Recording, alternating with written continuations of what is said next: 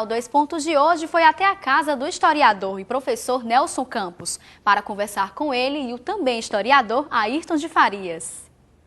Natural de Santana do Acaraú, interior do Ceará, Ayrton de Farias é bacharel em Direito pela UFC e História pela UES. O professor já escreveu livros sobre a história do Ceará, biografias, ensaios acadêmicos e textos sobre o futebol cearense. Nosso segundo entrevistado, Nelson Campos, é professor universitário, mestre em Educação pela UFC e licenciado em Filosofia pela UES. Nelson é autor de livros de História do Brasil, História do Ceará e Sociologia para o ensino médio. Veja agora como foi o encontro de Ayrton de Farias e Nelson Campos, entrevistados por Giovana Rodrigues, aluno do curso de jornalismo da Unifor. E eu gostaria que o professor Ayrton começasse contando para a gente como surgiu esse interesse pela história.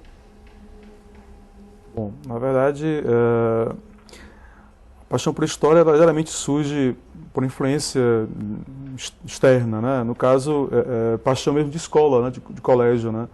Eu sempre tinha notas boas em história, no ensino fundamental, né? Ensino médio continuei tendo boas notas, né? E a ideia de escrever está muito próximo da história, né? Na verdade, a escrita faz parte da pesquisa histórica, né? E assim, a ideia do livro, no caso, História do Ceará, surgiu quando acabou, nos anos 90, o SPB, né, que era uma disciplina criada pelo regime militar para exaltar o regime, embora no final tivesse sido uma disciplina de crítica, né, ao sistema. E aí acabou o SPB e isso teve uma grande implicação para os professores, porque era redução de carga horária, né. E então a gente deu uma ideia no colégio que eu dava aula na época, do Quitino, na periferia de Fortaleza, de fazer uma apostila de História do Ceará, né? E isso foi muito bem recebido pelos alunos e tal. E os colegas assim estimularam para que eu continuasse escrevendo, né? E aí a gente então teve a ideia de fazer um livro, de bolar um livro, né? Para esse livro teve uma grande importância o Nelson, que está aqui ao meu lado, né? O Nelson já era um professor famoso na época em Fortaleza, anos 90 em Fortaleza. Eu era professor início de carreira, né? E eu tive assim a ousadia de um dia chegar lá na sala do antigo GEL Centro, né, e mostrar a ele um calhamaço de manuscritos, papel ao maço, escritos à mão, né, dizendo um projeto audacioso que era fazer um livro de História do Ceará, né. E o Nelson teve a hombridade, né, de sugerir, aconselhou, ajudou muito, né. Então assim, tanto que eu o convidei para ser meu coautor, ele não quis. Hoje a gente compreende o porquê dele não ter aceito, né? Mas assim, é um processo quase, digamos, inerente, né? Escrever e pesquisar, e a paixão pela história, né?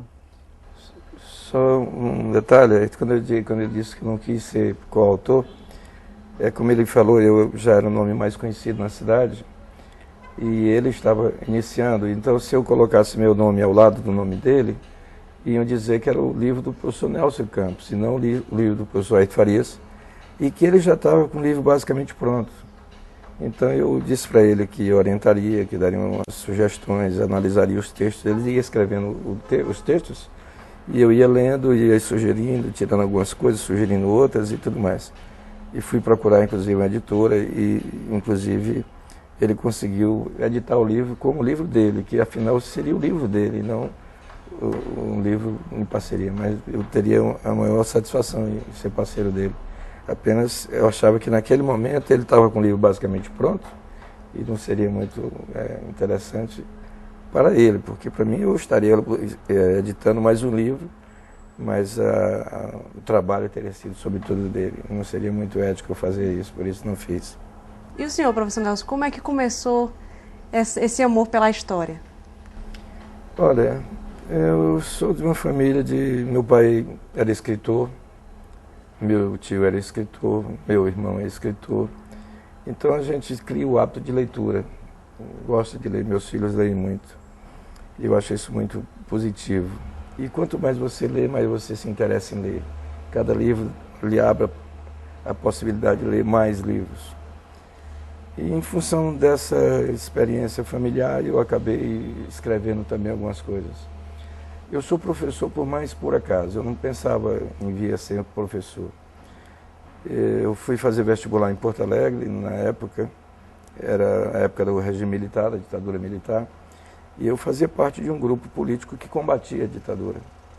E eu estava estudando para o vestibular, quando um professor, esse grupo tinha o controle e administrava um curso de madureza supletiva para adultos, trabalhadores carentes que não tinham recursos para pagar um curso. Então todos os professores desse curso davam aula de graça, com uma preocupação muito mais política do que essencialmente educacional, muito mais no sentido de levar a oportunidade de trabalhadores terem acesso ao estudo. Então eu comecei a ensinar assim por acaso. Um professor deixou de dar aula, me chamaram para dar aula, e eu nem vestibular tinha feito ainda. Eu disse, rapaz, eu não fiz nem vestibular ainda. Não, mas você sabe isso aí tudinho, vai ser você. E eu comecei a ensinar e nunca mais deixei. Eu comecei a ensinar língua portuguesa, depois ensinei sociologia, depois eu vim para Fortaleza e cursei faculdade de economia em Porto Alegre, vim para Fortaleza e fiz faculdade de filosofia, tenho uma habilitação em psicologia, sociologia, história e mestrado em educação. Estou já encaminhando para fazer o doutorado agora. E sou autor de 8 livros. Escrevi 4 livros, 3 livros de História do Brasil, 2 livros de História do Ceará, 3 livros de Sociologia. Na verdade, 4 livros de Sociologia. Acabei de lançar mais um. Então, a história é uma paixão, porque a vida é uma paixão. E você conhecer a história, a evolução da história da humanidade, refletir sobre ela, sobre os seus valores, isso é fundamental. O trabalho do professor com o aluno, de despertar no aluno a capacidade crítica, de raciocinar, de pensar, de ver o mundo, não como mero espectador, mas como agente de transformação. A gente observa o que está se passando no norte da África, no Oriente Médio, é o povo fazendo história, está fazendo a história acontecer. E aí lembra aquela música do Geraldo Vandré, quem sabe faz a hora, não espera acontecer. Então você vai às ruas, você participa, e nós vivemos a história, participamos um pouco, demos a nossa contribuição para a história acontecer. E o senhor falou agora um pouco da sua formação profissional, eu queria que o professor Ayrton também falasse um pouco da dele. Bom, eu também, assim, quando novo, eu nunca esperava virar professor, né, ironicamente, né. Eu acabei entrando na faculdade de Direito, né, e tudo me daria que eu iria realmente encaminhar-se para a área jurídica, né. Só que também há esses acasos destinos, né.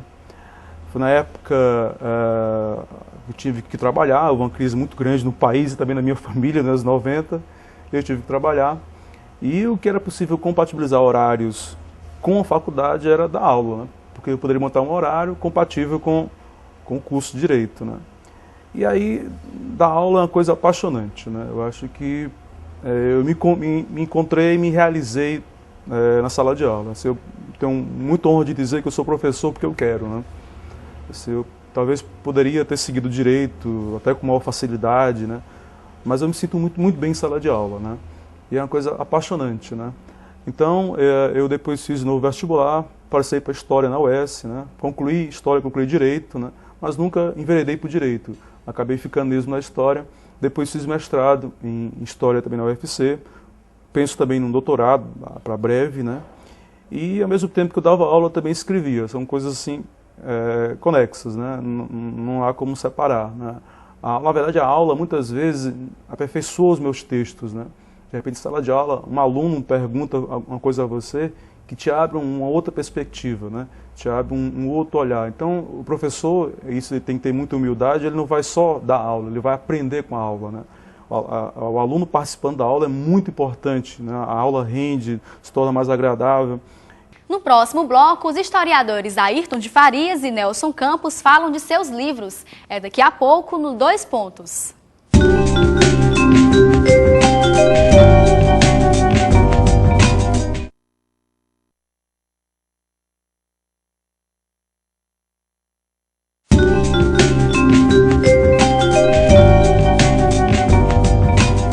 O 2 Pontos está de volta num bate-papo com os historiadores Ayrton de Farias e Nelson Campos. Nesse bloco, eles conversam sobre suas publicações e sobre a trajetória do futebol no Brasil e aqui no Ceará. Os senhores estavam falando que gostam de escrever, que escrevem, então vamos falar um pouquinho dessas obras aí, o que é que os senhores trouxeram para a gente? Bem, esse aqui foi o livro mais recente, História do Ceará, que eu não sei, agora até abrangendo até a última eleição, a vitória, já está aqui, a vitória da presidente Dilma, a eleição do governador Cid para o segundo mandato, o deputado Arthur Bruno como deputado mais votado para a Câmara Federal em Fortaleza e o deputado Heitor Ferrer. Então procurei dar destaque, por exemplo, a alguns cearenses que se notabilizaram em nível nacional, como aqui o ministro César Asfalt Rocha, do Superior Tribunal de Justiça, o ministro Biratã Guiar, que foi presidente do Tribunal de Contas da União, que é a prefeita Luiziane, que foi minha aluna. E quando a sociologia foi estabelecida em termos oficiais para o ensino médio, eu publiquei esse livro, Pelos Caminhos da Sociologia, todo ele ilustrado com obras de grandes autores. Para quem gosta de pintura, você tem aqui centenas de pinturas dos mais diversos autores, dos mais diversos estilos. É um livro que, além disso, tem poesias, tem canções, tem letras, tem textos de grandes autores. E é uma satisfação sempre produzir uma obra nova. E depois nasceu mais um outro dessa mesma colação, Pelos Caminhos da Sociologia. É uma editora cearense, a Smile Editorial, autor cearense, que a gente está procurando ocupar um espaço dentro desse universo editorial, que é muito difícil, porque as grandes editoras são todas elas multinacionais, quer dizer, as grandes empresas estrangeiras chegaram e tomaram conta do mercado editorial. E você, para conquistar um espaço, precisa se esforçar muito. E, além do mais, esse material que diversas escolas adotam, ciências humanas e suas tecnologias, voltado inteiramente focado para o novo modelo de vestibular, que é o estabelecido pelo Enem, que tem características bem diferentes. Muito mais textos para serem analisados, muito mais para levar o aluno a fazer inferências, tirar conclusões, refletir sobre o que lhe é perguntado e não simplesmente exigir do aluno a memorização de informações. Eu costumo dizer que, lamentavelmente, o modelo tradicional de se ensinar nas escolas, em alguns casos, existem evidentemente outros casos que não são assim, leva o aluno a basicamente repetir o que ouviu sem ter senso crítico em relação àquilo que está dizendo. Eu costumo dizer que transforma o aluno em papagaio, que escuta, repete o que se escuta sem saber o que está dizendo. Então você chega para um papagaio e diz uma coisa, o papagaio repete. Aí você diz para o papagaio, papagaio, explique isso. Então o que o papagaio diz? Papagaio, explique isso. O papagaio não explica, o papagaio repete. Então o que temos que fazer com a nossa experiência de professores é contribuir para desenvolver no aluno a capacidade de pensar, de refletir os seus próprios valores. Analisar por que eu penso assim, por que eu acho isso certo, quem me fez considerar isso como certo, por que não pode ser errado. Aquilo que é errado não pode se tornar certo, o certo não pode ser errado, e o que determina, o que nos faz aceitar um ponto de vista e não outro. Então, nós vamos observar que muitas das ideias que nós consideramos como nossas, como valores que são nossos, na verdade não são. Nós introjetamos determinados valores, assimilamos e passamos a reproduzi-los como se fossem nossos. Isso caracteriza uma dominação ideológica, porque nós dizemos isso é certo, mas não sabemos por que isso é certo. Apenas simplesmente aprendemos que é certo. E você foi minha aluna, sabe que eu pergunto muito. E os alunos dizem que eu sou professor por quê? Eu quero saber o porquê de tudo. Isso é assim, mas por que é? Quem fez com que isso fosse assim? E eu acho que a sala de aula é um ambiente de debate, e não de um professor fazer um monólogo e o aluno escutar e reproduzir depois. É, sobretudo, um debate, um questionamento, uma reflexão sobre o nosso mundo, sobre a nossa realidade. Professor Ayrton, fale um pouquinho das suas obras. Bom, na verdade, a gente escreveu muita coisa nesses 12 anos de carreira, né? Assim, desde biografias, né? Senador Alencar, Canoa Doida, né? No início eram biografias, digamos, um pouco mais oficialescas, né? Da Miro Gouveia, né? E depois a gente passou a ir para um outro campo, digamos, mais de pessoas menos conhecidas, como é o caso do Canoa Doida, né? Hoje, assim, há uma mania no Brasil, eu acho, de biografias, né? Escrever biografia, eu acho, para o historiador, um negócio muito complicado, né? Porque você pode acabar criando deuses e santos, né? História é contexto, né? Então, se pegar apenas um indivíduo sozinho, né, e não entender o que está acontecendo, isso é muito ruim para a história, né, para o público, né? Então, essa é uma coisa que eu fico muito preocupado quando eu vejo uma onda, né, de best-sellers e livros na internet, não sei mais aonde, de pessoas talvez que não se preocuparam, ou não entendem, ou não se esforçaram pelo menos de fazer a relação entre o indivíduo, que faz história logicamente, ao contexto em que ele se insere, né?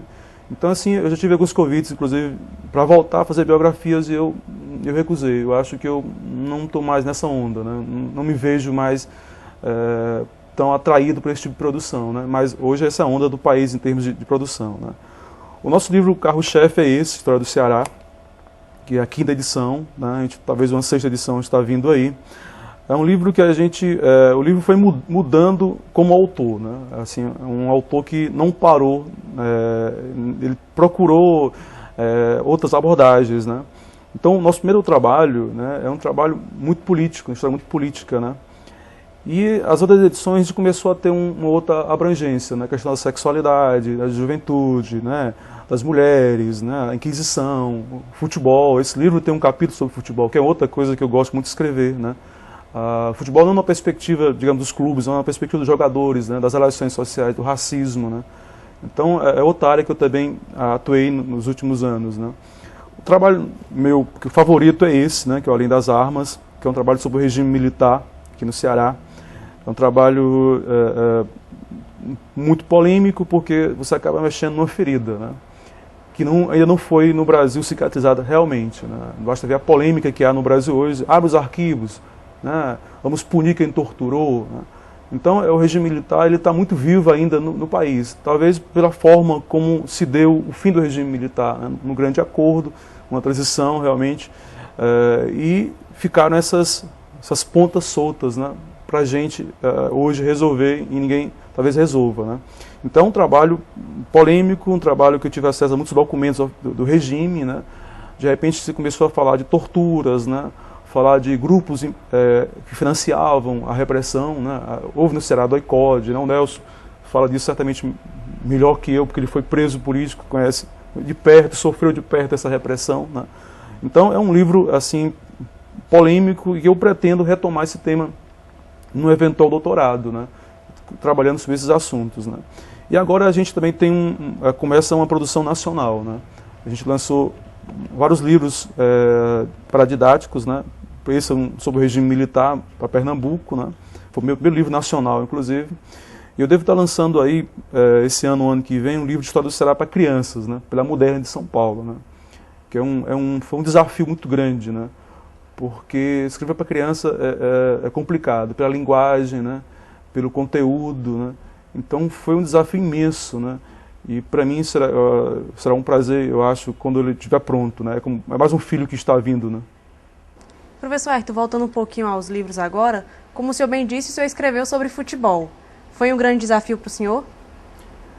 Sim, falar sobre futebol é sempre desafio pela questão da paixão clubística, que sempre está presente dentro do texto, isso é inevitável, né? Mas também pela carência de fontes, né? Assim, o futebol no Brasil, era uma atividade, no começo do século os jornais pouco falavam de futebol, logicamente, né? Então é uma carência enorme de fontes sobre o futebol no Brasil e no Ceará especialmente, né? Aqui especialmente porque muitos jornais não foram conservados, né? E então era um desafio, né? Mas é um desafio que você pode de repente tentar completar com outras fontes, né? Entrevistas, né? Depoimentos orais, né? Então eu fiz um texto sobre a origem do futebol cearense que eu reputo como um dos mais interessantes que eu escrevi até hoje, né? Porque eu escapei dessa visão, digamos, oficialesca, né? Tentei ver o futebol com relação de classe, questão racial, né? Um esporte, uma atividade feita, praticada por segmentos abastados, né? Mas que acabou contagiando os segmentos mais pobres da população, né? E esses segmentos eles não vão ser ignorados pela própria classe dominante do Brasil e do Ceará. E aí é uma discussão grande no começo do futebol brasileiro e cearense, que é a questão de tornar o futebol amador ou profissional. O que é o futebol amador? É o futebol praticado por brancos e por ricos, né? O que é o futebol profissional? É um futebol que permite que pobres e negros possam jogar o esporte e receber por isso, né? E foi a tese que acabou prevalecendo, né? Então, nessa perspectiva, você consegue entender não apenas o futebol como uma atividade lúdica, né? O futebol ele não está à margem, ele é a sociedade brasileira, né? O futebol ele tem as mazelas que o país tem, os aspectos positivos e também os aspectos negativos, né? Então, se você começa a ver nesse sentido o futebol, aí se torna uma coisa interessante, né? De repente falar sobre jogadores, né?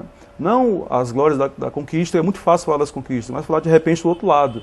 De repente, no futebol brasileiro, e cearense também, você pode verificar na imprensa isso constantemente, a enorme quantidade de jogadores que morrem de repente com hepatite, né? Por hepatite, né? Isso porque nos anos 70, muitos clubes de futebol do Brasil, né? Eles, médicos, né? Estimulavam o uso de doping, né? Era largo o uso de doping. Então, nos vestiários dos estádios, todo mundo usava a mesma seringa para usar bomba, né? E aí se contagiavam, né? Na época não havia preocupação com AIDS, né? Então, muitos contraíram hepatite dessa forma, né? E depois que o jogo terminava, eram jogos duríssimos, violentos, muito violentos do futebol nos anos 70 no país, o cara continuava sob o efeito da droga, né? Da bomba, né? Então, muitos médicos recomendavam que o jogador tomasse cachaça, cerveja para relaxar. E aí tem um drama, né? O cara usava droga e depois virava alcoólatra, né? Então, esse é um outro tipo de história que talvez não goste aos clubes, né? Não agrade aos clubes, não agrade às torcidas especialmente, né? Salários atrasados, né? A questão, de repente, da sexualidade, né? Do homossexualismo dentro do futebol, que é uma questão, que é um tabu muito grande, resultados acertados de futebol. Então, é um tipo de linha que eu gosto de trabalhar, né? Assim, escapando a essa visão oficialesca das glórias, das conquistas, e vendo o futebol num olhar de baixo, né? No olhar dos atletas, numa relação de classe ou racial. Professor Nelson, essa linha aí do futebol, do esporte, como é que o senhor vê? Se a gente analisar, eu escrevi também sobre o futebol em relação ao Enem, que eles dão ênfase muito à questão do patrimônio cultural, a questão cultural. E o futebol faz parte da cultura. Quando se fala da identidade cultural da nação brasileira, dois elementos culturais são fundamentais: o futebol e o carnaval. Lá fora, o Brasil é futebol e carnaval. Então, o torcedor é movido pela paixão, não é levado pela racionalidade. Ou seja, muitas vezes, lamentavelmente acontece isso, as chamadas torcidas organizadas, elas deixam de ver o esporte como uma competição e transformam o futebol num conflito. Quer dizer, termina o jogo, para os jogadores, aquilo foi só um jogo. Então você pega um cara que hoje é deputado federal, o Romário, que foi um excelente jogador. O Romário jogou no Fluminense, jogou no Flamengo, jogou no Vasco. Para ele não faz nenhuma diferença em que time ele se encontra. Mas para o torcedor faz. Então teve o caso lá em Minas Gerais que espancaram de forma cruel, brutal, uma pessoa desmaiada no chão, os outros pulando, pisando na cabeça dele, pegando um pau, jogando na cabeça, matar uma pessoa. Porque o sujeito torce Cruzeiro e ele torce Atlético, isso é uma estupidez imensa, mas não para o torcedor. Porque ele não é levado pela razão, ele é movido pela emoção descontrolada. Então uma coisa é a prática do futebol, outra coisa é a emoção descontrolada das torcidas, especialmente organizadas. Então isso lamentavelmente acontece. Teve o caso lá em São Paulo, daquela briga da torcida de São Paulo com a torcida do Palmeiras, que espancaram o rapaz, deram uma paulada na cabeça do cidadão, porque ele estava com a camisa do São Paulo e o outro estava com a camisa do Palmeiras. O resultado, um foi para o cemitério e o outro foi para a cadeia. Como é que se explica isso? O que leva você matar uma pessoa que você não sabe nem quem é? Ela não fez nada a você e ainda assim você a odeia? Odeia pelo quê? Aí entra a questão da paixão descontrolada. E o futebol, que é uma prática importante, que faz parte da cultura nacional, tem esses problemas, que são problemas sérios. Muitas vezes, um caso, o time vitorioso, como a torcida de São Paulo, que tinha ganho a Taça Libertadores da América, saiu quebrando a cidade de São Paulo. Eu digo, imagina se tivesse perdido. O 2 Pontos fica por aqui. Se quiser enviar dicas ou sugestões, use nosso endereço eletrônico 2pontos@unifor.br. E não esqueça que você pode assistir a este e aos demais programas da TV Unifor pelo nosso portal multimídia. Obrigada pela sua companhia e até o próximo programa.